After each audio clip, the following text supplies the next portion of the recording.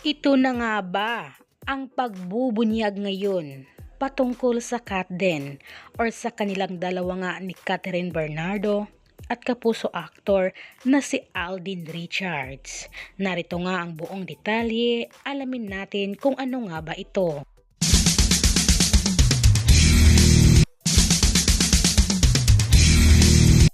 Hello sa mga Katden fans or sa mga taong nag-aabang lagi kung ano na nga ba ang ganap o ayuda ng Katden. Sa ngayon guys ay wala pa silang ganap together. Syempre busy pa sila sa kanya-kanya nilang trabaho. At dito ngayon naman guys ay talagang marami ang napariak nga dito kung ito na nga ba ang pagbubunyag patungkol sa Katden or sa kanilang dalawa nga ni Catherine Bernardo at Alden Richards.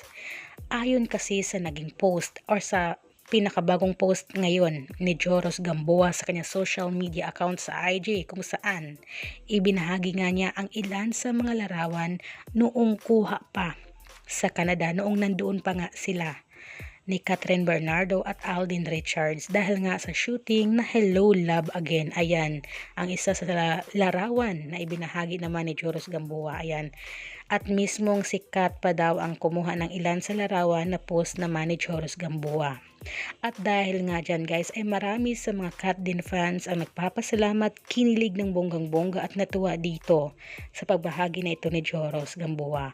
Pero isa sa nagkomento dito guys ay sinabi, "Feel ko ikaw ang makakasagot kung sina Alden at Kat na.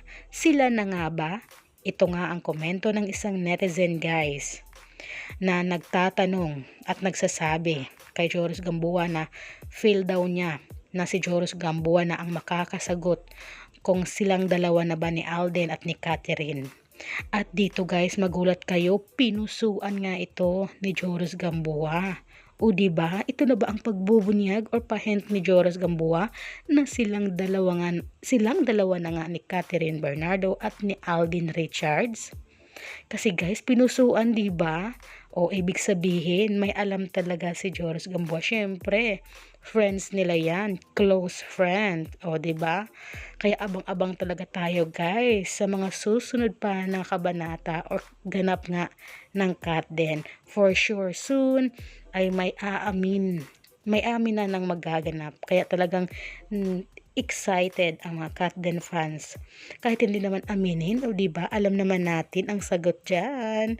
Kaya sabi nga ni Alden, what you say is what you get. Kayo guys, kinilig ba kayo dito? Comment na!